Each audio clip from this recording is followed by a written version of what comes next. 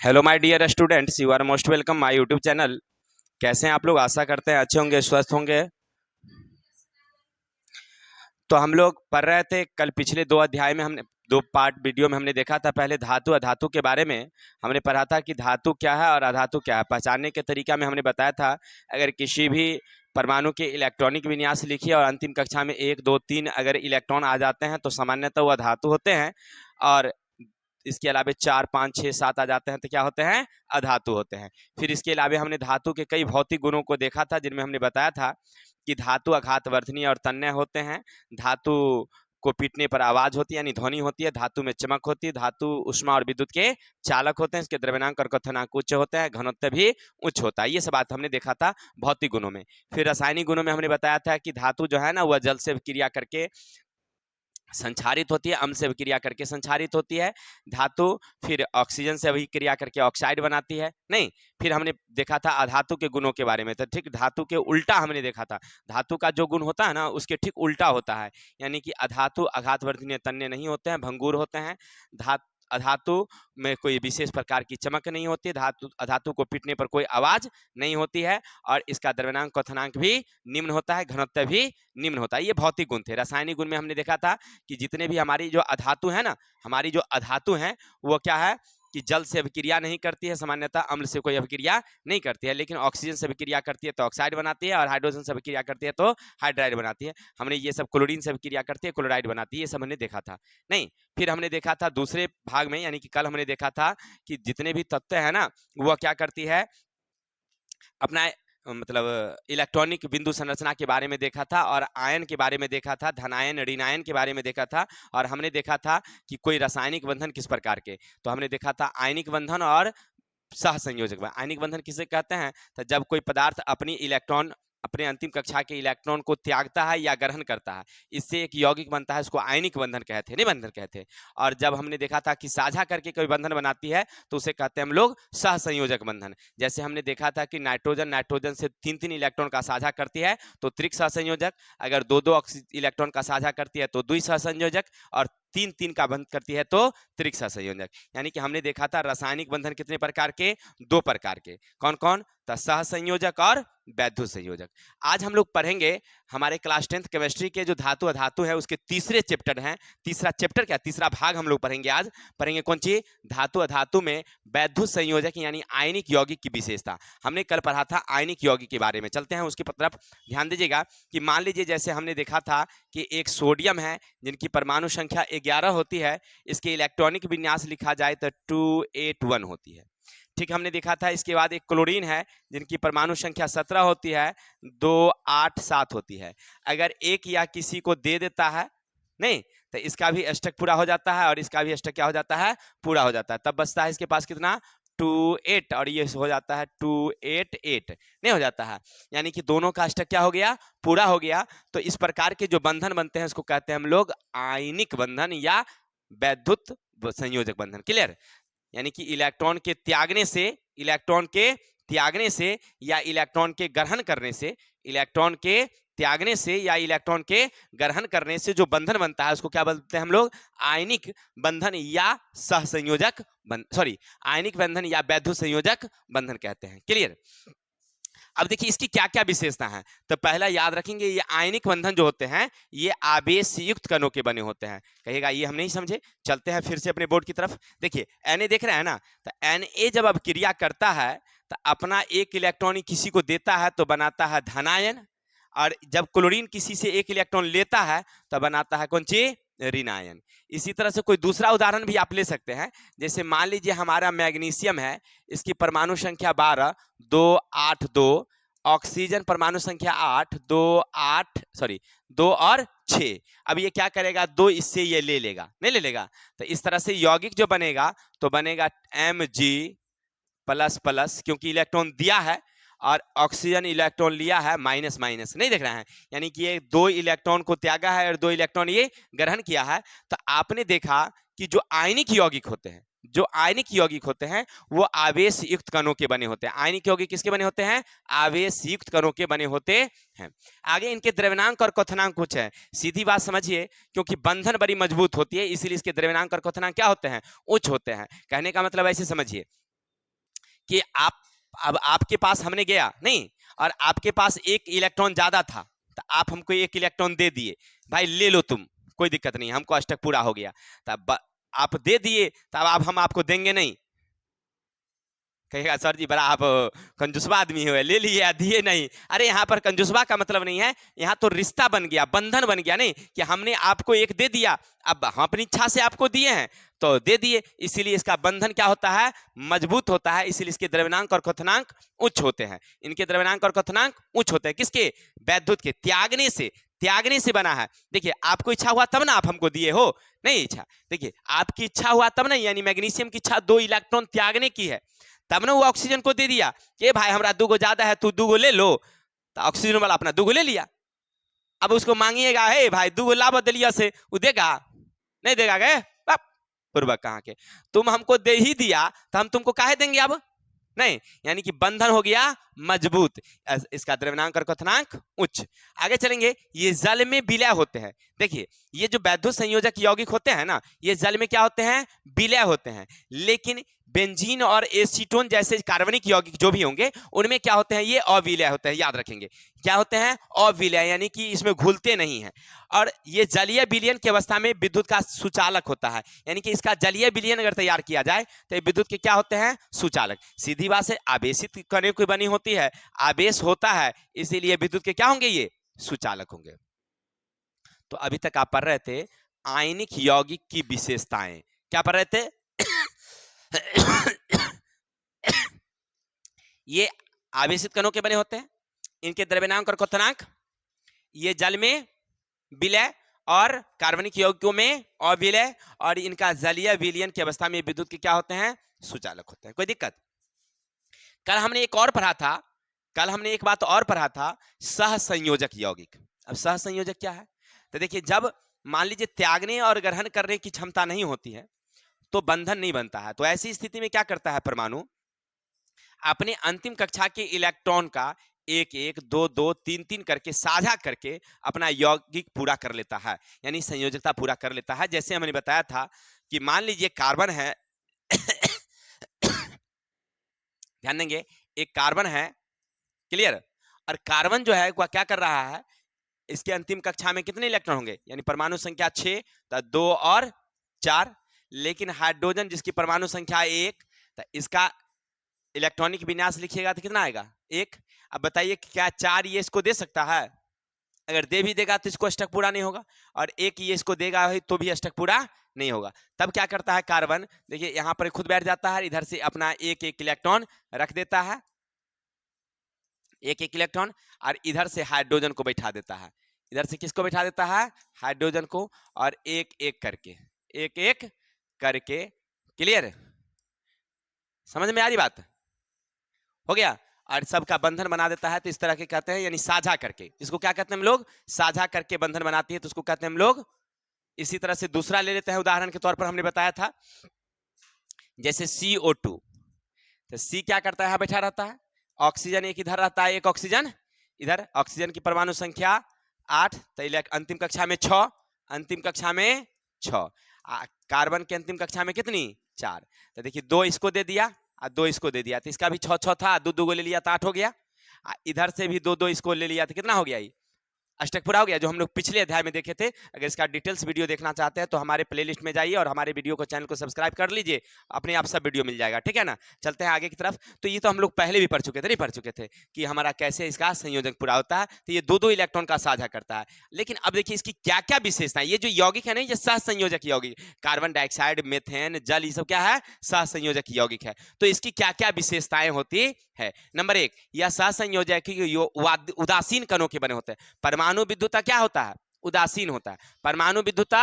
उदासीन होता है, तो उदासीन कण के ही बने होते हैं। सहसंयोजक यौगिक पर कोई आवेश नहीं होता है, जबकि आयनिक यौगिक में आवेश होते हैं और सहसंयोजक में कोई आवेश नहीं होता है। इनके द्रव्यनांक और क्वथनांक निम्न होते हैं, क्योंकि ये बंधन बड़ा कमजोर है। बंधन क्या है, कमजोर, कहेगा ये कैसे, हम नहीं समझे। और देखिए अगर साझा करके हमने लिया, पार्टनरशिप बन करके, पार्टनरशिप होकर के हमने काम किया है, नहीं किया है? कि मान लीजिए हमने एक बैल खरीदा और एक नेहा एक बैल खरीदी, नहीं बैल खरीदी, आज दोनों आदमी ये बात कर लिए थे कि आपको अगर खेत जोतना होगा तो आप हमारे यहाँ से बैल ले जाइएगा। नहीं, पहले के ज़माने में ही होता था कि मान लीजिए एक बैल हम खरीदे, एक बैल आप खरीदे, और दोनों आदमी खेती बाड़ी कर रहे हैं, तो आपको ज़रूरत होता था आप हमारे यहाँ से बैल ले जाते थे हमारा, और अपना वाला एक बैल ले करके आखिर जुताई कर लेते थे, नहीं, फिर ला करके हमारे यहाँ रख देते थे। हमको जब जरूरत होता था तो हम आपके यहाँ से ले आते थे, नहीं।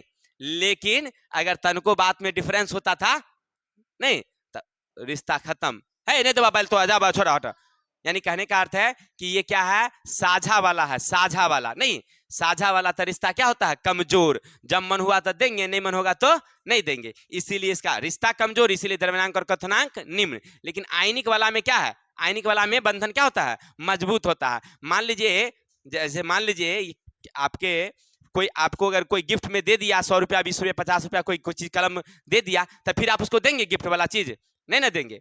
लेकिन अगर रखने के लिए दिया है, रखो तब तक 1 घंटा खातिर, तो बाद में तो ले ही लेगा, नहीं।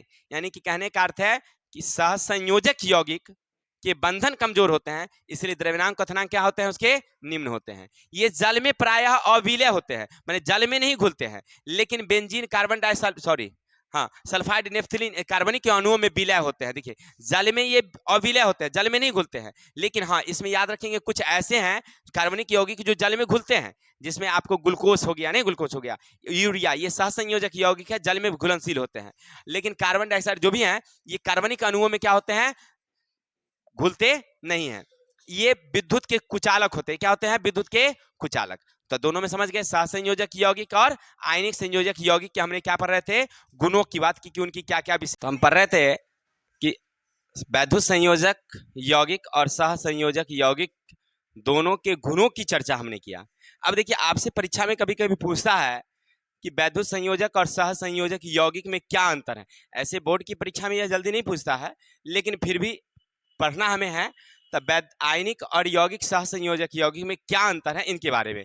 तो अभी आपने जो गुण देखा, इसी गुण को बारी बारी से लिख दीजिए, क्लियर। जैसे नंबर 1 लिखेंगे वहां पर, आयनिक यौगिक और सहसंयोजक यौगिक में निम्न अंतर है।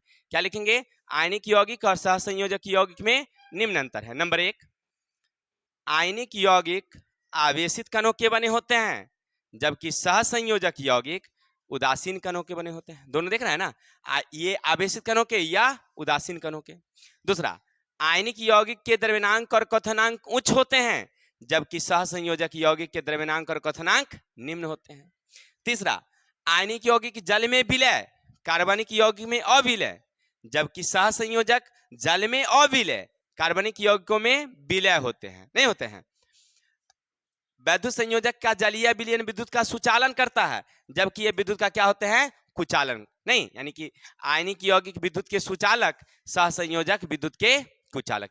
ये चारों गुण जो हैं वही 4 अंतर हो जाएंगे, आराम से लिख दीजिएगा। अब आगे पढ़ते हैं हम लोग, क्या कहता है, प्रकृति में धातुओं की उपस्थिति। देखिए हमारे जीवन में धातु का बड़ा महत्व है, हमने बताया था। प्रकृति में जितने भी धातु हैं ना, उनका हमारे जीवन में बड़ा ही महत्व है, और इनके बिना हमारा जीवन चल भी नहीं सकता, क्लियर।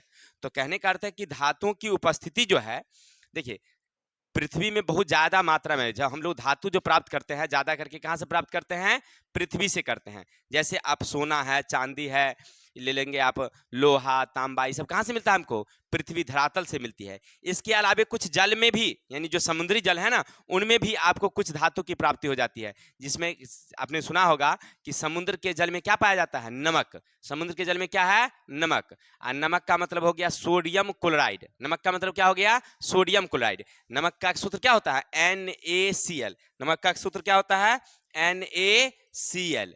NaCl, एक सोडियम और एक क्लोरीन। ये किसमें मिल जाती है आपको, समुद्र में मिल जाती है। इसी तरह से दूसरा है magnesium chloride. Magnesium chloride Mg और Cl2, ये भी समुद्र के जल में मिल जाती है। तो कहने का अर्थ है कि कुछ पदार्थ तो आपको धातु जो है कहाँ से मिल जाती है, धरातल से, और कुछ मिल जाती है आपको कहाँ से, समुद्र से। कोई दिक्कत। इसके अलावा देखिए प्रकृति में ना ये जो धातु है ना, वो 2 रूपों में पाई जाती है, एक मुक्त अवस्था में और एक संयोग की अवस्था में। कहेगा समझे नहीं सर, देखिए कुछ ऐसे धातु प्रकृति में हैं जिस पर उस पर ऑक्सीजन का कोई प्रभाव नहीं पड़ता है, अम्ल का कोई प्रभाव नहीं पड़ता है, कार्बन डाइसल्फाइड का कोई प्रभाव नहीं पड़ता है, जलवाष्प का कोई प्रभाव, नाइट्रोजन का उस पर कोई प्रभाव नहीं पड़ता है, तो इसको कहते हैं हम लोग मुक्त अवस्था में। तब क्या कहेंगे उसको हम लोग? मुक्त अवस्था में। यानी प्रकृति में है लेकिन उस पर कोई ऑक्सीजन का प्रभाव ना पड़े, उस पर कोई कार्बन डाइसल्फाइड का कोई प्रभाव ना पड़े, उस पर किसी प्रकार के नाइट्रोजन का प्रभाव नहीं पड़े, जलवाष्प का प्रभाव ना पड़े, तो उसको कहते हैं हम लोग मुक्त अवस्था में। कहिएगा फिर नहीं समझे? अब ऐसे समझिए, सोना देखे हैं कि नहीं देखे हैं सब आदमी?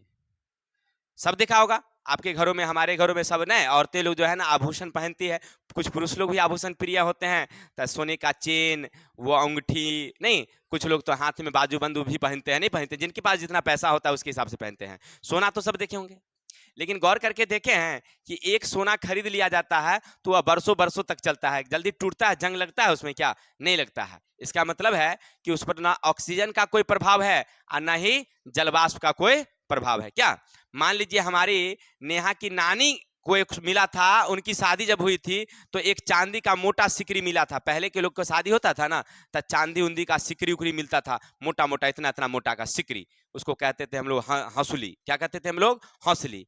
नहीं, और फिर उनकी बेटी की जब शादी हुई, यानी कि नेहा की मम्मी की जब शादी हुई, तो उनकी नानी वही हौसली दे दी उनको।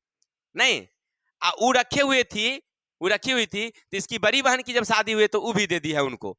अब देखिए, यानी कहने का अर्थ ही बरसों बरसों से चला आ रहा है। इसका मतलब चांदी पर ना, चांदी पर ना तो किसका प्रभाव पड़ता है? ऑक्सीजन का, ना तो कार्बन डाइसल्फाइड का, ना क्या सोना उना में तो यही कहानी ना होती है जी। इसको क्या कहते हैं हम लोग? मुक्त अवस्था में। प्रकृति में क्या है वो? मुक्त अवस्था में। यानी कहने का अर्थ है कि वैसे धातु, क्या लिखेंगे? वैसे धातु जिन पर ना ऑक्सीजन का, कार्बन डाइसल्फाइड का, जलवाष्प का, नाइट्रोजन का, अन्य चीजों का प्रभाव ना पड़े, तो उसको कहेंगे मुक्त अवस्था में। जैसे है सोना, चांदी, प्लेटेनियम इत्यादि इत्यादि। कोई दिक्कत? प्लेटेनियम है, यहाँ पर टॉ की जगह पर तो लिखा गया है, प्लेटेनियम। ठीक है। दूसरा हमारा है संयुक्त अवस्था में, यानी कि वैसे वैसे धातु जो हमेशा क्या होता है? संयोग की अवस्था में होती है, तो उसको कहते हैं हम लोग संयुक्त अवस्था में। इस पर याद रखेंगे ऑक्सीजन, कार्बन डाइऑक्साइड, जलवाष्प इत्यादि का प्रभाव पड़ता है, यह अभिक्रिया करती है, इसीलिए इसको कहते हैं हम लोग संयोग की अवस्था में। जैसे सोडियम है, पोटेशियम है, कॉपर है, ये सब क्या है? संयोग की अवस्था में होती है, क्योंकि इस पर ना वायुमंडल का प्रभाव पड़ता है। कोई दिक्कत? तो आप पढ़ रहे थे कि धातुओं की उपस्थिति, क्या पढ़ रहे थे? धातुओं की उपस्थिति दो, एक मुक्त अवस्था में और दूसरा संयोग। तो प्रकृति में दो प्रकार के धातु की उपस्थिति, एक मुक्त अवस्था में और एक संयोग की अवस्था में। नहीं, अब चलते हम लोग खनिज और अयस्क किसे कहते हैं। अगर आपसे कोई पूछे कि भैया बताइए खनिज क्या है, देखिए खनिज को हम ऐसे परिभाषित कर सकते हैं कि आप कोई मिट्टी धरातल की खुदाई कीजिए, अब खोदते जाइए मिट्टी की चट्टान के नीचे, पत्थरों के नीचे कुछ ऐसी चट्टानें मिल गई जो ज्यादा चमकदार हो, उसमें कोई विशेष प्रकार की ध्वनि उत्पन्न होने लगे, तो समझिएगा कि वो चट्टान जो है उसमें धातु की प्राप्ति होगी, तो उसको कहते हैं हम लोग खनिज। समझ रहे हैं ना? धरती के नीचे चट्टान की खुदाई कीजिए, खुदाई करने के बाद अन्य चट्टान आपको काला धूसरित मिलेगा, लेकिन कुछ एक ऐसी चट्टान आपको मिल गई जिसमें कुछ चमक ज्यादा हो, अन्य चट्टानों से ज्यादा चमक रहा हो, और उसमें पीटने पर, उसको काटने पर एक विशेष प्रकार की आवाज उत्पन्न हो रही हो, तो समझिएगा कि उसके अंदर ना क्या है? धातु है। उसके अंदर क्या है? धातु है, तो तत्व है। तो ऐसे कहते हैं हम लोग उस चट्टान को क्या बोलेंगे? खनिज। यानी वैसे क्या लिखेंगे? वैसे चट्टान। कोई पूछे खनिज किसे कहते हैं तो क्या बोलेंगे? वैसे चट्टान जिसमें धातु की प्राप्ति होती है, तो उसे कहते हैं हम लोग खनिज। वैसे चट्टान जिसमें धातु तत्व की प्राप्ति होती है, तो उसको क्या कहते हैं हम लोग? खनिज। अगर समझाना पड़ेगा तो कैसे समझाएंगे? कहेंगे ए भाई देखिए क्या करते हैं हम लोग, धरती खुदाई करते हैं, चट्टान की खुदाई करते हैं, और वहां पर खुदाई करने के बाद कुछ ऐसी चट्टानें हमको दिखाई पड़ती है, कुछ ऐसी चट्टानें दिखाई पड़ती है जिसमें एक विशेष प्रकार की चमक होती है, उसमें एक प्रकार की आवाज होती है, तो हम समझ जाते हैं कि उसमें क्या होगा? किसी न किसी प्रकार का तथ्य होगा, और ऐसे चट्टान को हम लोग क्या बोलते हैं? खनिज कहते हैं। कोई दिक्कत? जैसे उदाहरण के तौर पर लीजिए कि देखिए सोडियम है, तो सोडियम एक धातु है। सोडियम एक क्या है? धातु है। इसके खनिज हैं बोरेक्स, चिली साल्ट पीटर। ठीक है। ये हमारे देश में कहाँ मिलती है? तो कश्मीर का एक जगह है लद्दाख, जहां लद्दाख में ये चट्टान पाई जाती है और उसी से हम लोग निकालते हैं सोडियम। दूसरा हमारा मैग्नीशियम है। इनके खनिज हैं डोलामाइट और मैग्नेसाइट। क्या है? डोलामाइट और मैग्नेसाइट। ये हमारे भारत के तमिलनाडु राज्य में पाई जाती है, जहां से मैग्नीज की प्राप्ति होती है। तीसरा हमारा है कैल्शियम है। तीसरा हमारा तत्व क्या है? कैल्शियम है, धातु, जिसके जो खनिज है उसका नाम है जिप्सम। उसका नाम क्या है? जिप्सम। ये कहाँ पाई जाती है? तो भारत के राजस्थान में, जम्मू कश्मीर में और तमिलनाडु में पाई जाती है। इसी तरह से हमारे आयरन है। आयरन के खनिज का नाम है हेमेटाइट। क्या नाम है इसका? हेमेटाइट। और ये हमारे कहाँ पाई जाती है? तो झारखंड और कर्नाटक में पाई जाती है। क्लियर? आयरन माने लोहा। तो कहने का अर्थ है, आप समझ गए कि खनिज क्या है? तो धरातल के नीचे वह चट्टान जिसमें धातु की प्राप्ति होती है उसको कहते हैं खनिज। कोई दिक्कत? अब चलते हैं अयस्क। अगर आपसे कोई पूछे कि अयस्क क्या है तो क्या बताएंगे आप? अयस्क का मतलब होता है, अयस्क का क्या मतलब? कि अयस्क वह है, अयस्क वह है जिसमें आसानी से और ज्यादा मात्रा में धातु की प्राप्ति हो। आसानी से और ज्यादा मात्रा में धातु की प्राप्ति हो तो उसे क्या बोलेंगे हम लोग? अयस्क बोलेंगे। जैसे आप देखिए, आप एक चट्टान निकालिए धरातल से, उसमें से कम धातु की प्राप्ति हुई, और एक और चट्टान निकालिए जिसमें धातु की ज्यादा प्राप्ति होती है और आसानी से आप उस धातु को निकाल सकते हैं, तो उसको कहते हैं हम लोग क्या बोलेंगे? अयस्क बोलेंगे। माने वैसे खनिज, क्या बोलेंगे हम लोग? वैसे खनिज जिससे ज्यादा मात्रा में और आसानी से धातु की प्राप्ति हो तो उसको क्या बोलेंगे हम लोग? अयस्क बोलेंगे। जैसे देखिए, अब धरती में खुदाई किए, आप बहुत सारी चट्टानें मिली, हेमाटाइट, मैग्नेटाइट, डोलोमाइट, रोडोसाइट, जो भी है मिला, ये सब लोहा के खनिज हैं, लोहा के खनिज हैं। लेकिन इन लोहा के खनिजों में हेमाटाइट और मैग्नेटाइट से ज्यादा मात्रा में हमें क्या मिलती है? लोहा मिलती है। डोलोमाइट से हमें लोहा की प्राप्ति कम होती है, लेकिन हेमाटाइट और मैग्नेटाइट से लोहा की प्राप्ति ज्यादा होती है। तो इसे कहते हैं हम लोग लोहा के अयस्क। क्या बोलेंगे हम लोग?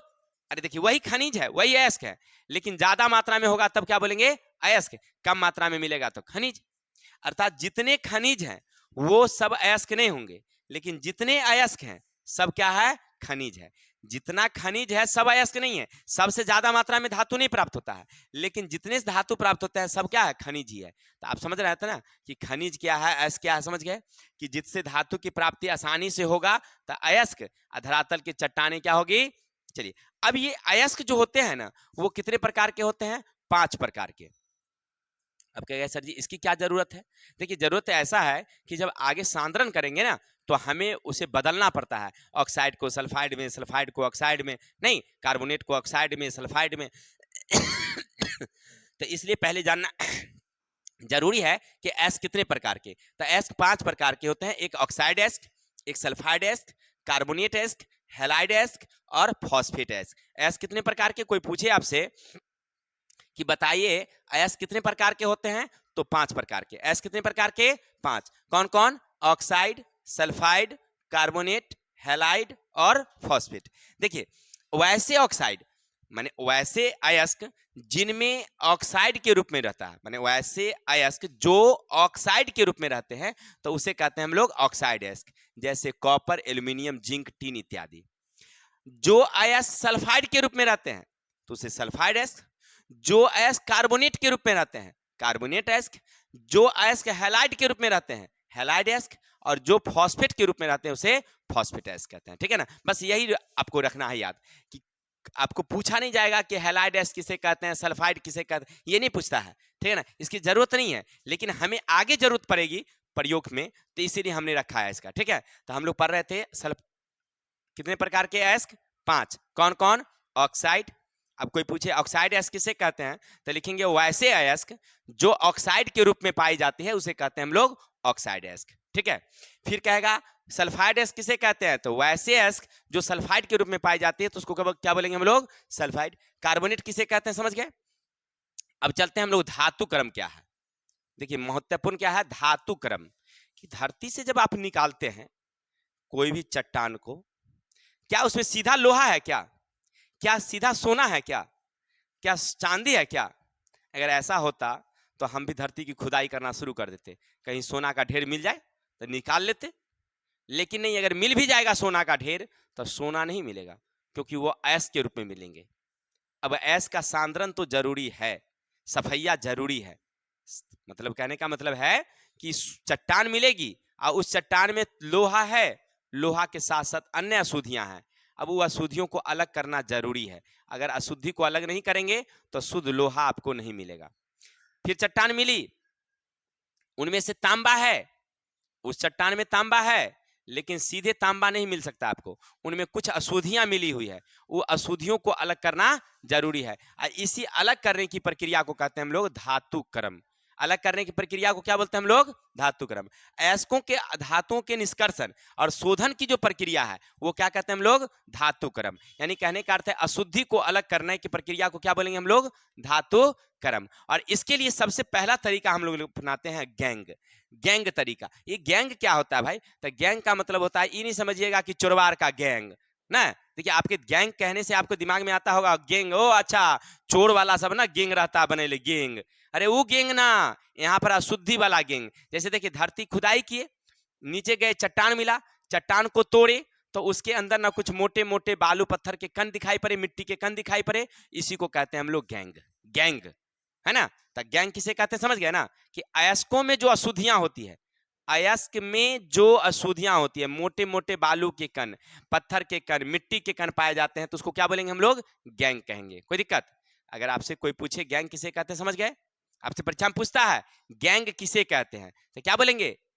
अयस्क में जो अशुद्धियां होती है, उस अशुद्धि, मोटे मोटे बालू के कण, पत्थरों के कण, मिट्टी के कण, तो इसको क्या बोलेंगे हम लोग? गैंग बोलेंगे। आगे अयस्कों का सांद्रण। भाई अयस्क का सांद्रण हम लोग कैसे करते हैं? तो अयस्कों में विद्यमान अपद्रव्य को दूर करने के लिए, जो अयस्क धरती में निकाले और उसमें जो अपद्रव्य है, उस अपद्रव्य को दूर करने के लिए हम लोग एक विधि अपनाते हैं, उसका कहते हैं हम लोग सांद्रण। यानी अपद्रव्य को दूर करने के लिए जो विधि अपनाई जाती है, इसको क्या बोलेंगे हम लोग? सांद्रण। देखिए, सबसे ज्यादा महत्वपूर्ण आपकी परीक्षा में दो चीजें होती है, एक निस्तापन और एक भर्जन। आपसे परीक्षा में बराबर पूछता है, अंतर भी पूछता है। तो निस्तापन किसे कहते हैं? अयस्कों को उच्च ताप पर वायु की अनुपस्थिति या अपर्याप्त आपूर्ति, माने हवा नहीं रहेगा, वायु की अनुपस्थिति, हवा ना रहे, तब उसको उच्च ताप पर गर्म किया जाता है, उच्च ताप पर गर्म किया जाता है और उसको ऑक्साइड में परिवर्तित कर देते हैं। इस प्रक्रिया को कहते हैं निस्तापन। यानी किसी भी अयस्क को आप लीजिए, किसी भी अयस्क को लीजिए और वायु ना रहे, वायु हवा की अनुपस्थिति में, हवा की अनुपस्थिति में उसे गर्म करने की प्रक्रिया को क्या बोलेंगे हम लोग? निस्तापन। ठीक है ना। वायु की अनुपस्थिति में उसको गर्म करने की प्रक्रिया को क्या बोलेंगे हम लोग? निस्तापन बोलेंगे। और भर्जन क्या है सो देखिए, सल्फाइड अयस्कों को वायु की आपूर्ति में तीव्रता से गर्म करने को धातु के ऑक्साइड में परिवर्तित करते हैं, तो इस प्रक्रिया को कहते हैं भर्जन। देखिए, अंतर दोनों में क्या है समझिए।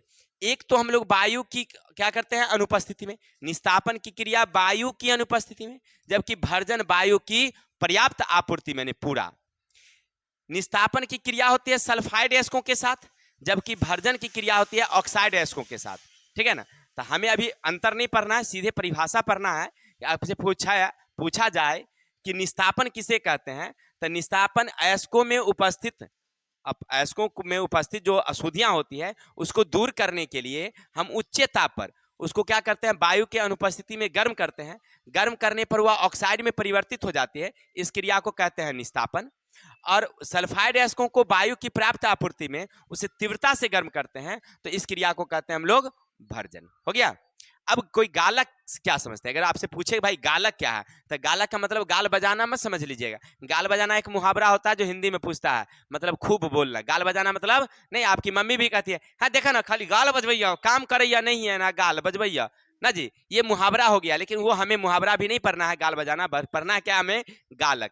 गालक वह पदार्थ है जिसे निस्तापित या भर्जित अयस्क उसके कोक के साथ मिश्रित कर मिश्रण को गर्म किया जाता है, इसको कहते हैं गालक। जैसे मान लीजिए कोई अयस्क है, नहीं चाहे वो सल्फाइड अयस्क हो या ऑक्साइड अयस्क हो, नहीं उसको हमको अशुद्धि को निकालना है, तो अशुद्धि के साथ साथ उसमें हम कोक मिला देते हैं। क्या मिला देते हैं? कोक। कोक का मतलब होता है कार्बन का ही एक रूप है, कोयला। कोयला समझिए एक तरह से, उसको क्या करते हैं? उसमें मिला देते हैं और मिला करके तब गर्म करते हैं, तो अशुद्धियां भी गल जाती है। तब अशुद्धियां क्या हो जाती है? गल जाती है, तो उसको कहते हैं हम लोग गालक। यानी वो जो मिलाने वाले जो पदार्थ मिला है उसको क्या बोलेंगे हम लोग, गालक। अब धातु में क्या है, द्रावक अयस्क में उपस्थित अद्रव्यशील अपद्रव्यों के साथ संयोग करके उन्हें द्रव्यशील पदार्थ में परिवर्तित करते हैं। माने जो अद्रव्यशील है, माने पानी जैसा नहीं है, ठोस रूप में है, और उसको क्या करेंगे हम लोग, गर्म करेंगे। गर्म करने के बाद वह अद्रव्यशील अपद्रव्य संयोग करके द्रव्यशील हो जाएंगे, माने क्या हो जाएंगे, द्रव जैसा बदल जाए। अद्रव्यशील है, ठोस है, लेकिन उसको गर्म करने के बाद वो द्रव्य में बदल जाएगी, पानी में बदल जाएगी, माने तरल पदार्थ हो जाएगी, तो उसको क्या कहते हैं हम लोग, धातु में। तब उसको क्या बोलेंगे हम लोग, धातु में। आगे हमारा है परगलन। धातु के ऑक्साइड को कोक के साथ गर्म कर उसे धातु में परिवर्तित करने की प्रक्रिया को कहते हैं हम लोग परगलन। जैसे मान लीजिए कि कोई अयस्क आपके पास है, कोई अयस्क है और उस धातु के ऑक्साइड है, धातु के क्या है, ऑक्साइड है, उसको कोक के साथ मिला दीजिए। अब गर्म करिए तो धातु क्या हो जाएगी, परिवर्तित हो जाएगी। वो धातु क्या हो जाएगी, परिवर्तित हो जाएगी, बदल जाएगी। तो इस प्रक्रिया को कहते हैं हम लोग परगलन। जैसे आप देखिए लोहा आप जब निकालिएगा ना, तो लोहा के अयस्क होते हैं हेमाटाइट और मैग्नेटाइट, लेकिन वो ऐसे निकलती नहीं है, तो उसमें हम लोग कोक मिला करके तब उसको बात्या भट्टी में हम लोग गर्म करते हैं। जब गर्म करेंगे ना तो कोक के साथ लोहा भी क्या हो जाती है, गल जाती है, और गल करके वही बाहर निकल जाती है। तो इसको कहते हैं हम लोग परगलन, यानी कि धातु भी द्रव में बदल जाती है, गल जाती है। इस विधि को क्या कहते हैं हम लोग, परगलन। कोई दिक्कत? तो हम लोग पढ़ रहे थे धातु क्रम। धातु क्रम के कई विधियां, जिनमें पहला गैंग, अयस्कों का सांद्रण, निस्तापन, भर्जन, गालक, धातु में और परगलन। ये सब हमें परिभाषिक शब्द हैं, ये आगे हम लोग पढ़ेंगे जब धातु का शोधन करेंगे तो हम लोग देखेंगे कि वो क्या है, लेकिन फिलहाल समझिए ये थे हमारे धातु क्रम। तो आज आपने पढ़ा सबसे पहले आयनिक यौगिकों के गुण, फिर आपने पढ़ा सहसंयोजक यौगिक के गुण, आयनिक और सहसंयोजक गुणों में अंतर, फिर पढ़ा आपने खनिज और अयस्क, अयस्कों के प्रकार, और फिर पढ़ा आपने धातु क्रम की प्रक्रिया। तो आज के लिए हम लोग इतने रहने देते हैं, फिर देखेंगे कल हम लोग धातु क्रम और उनके प्रक्रिया, धातु कैसे शोधन करते हैं और कौन कौन से अयस्क हैं। ठीक है, आप किताब में देख रहे हैं जो धातु और उनके खनिज, ये याद कर लीजिएगा, ऑब्जेक्टिव क्वेश्चन में आते हैं। ठीक है, और ऐसे इसका नोट्स तो हम आपको देंगे ही, बाद में वो सब देखेंगे। फिलहाल नोट्स अभी नहीं देते हैं, नोट्स हम बाद में देंगे कि किस पदार्थ का कौन सा अयस्क है, नहीं, और क्या क्या उपयोग है धातु का, कौन मिश्र धातु है, वो सब बाद में देखेंगे। फिलहाल आज के लिए इतनी ही। तो हम लोग मिलते हैं कल नेक्स्ट वीडियो में। जय हिंद, जय भारत।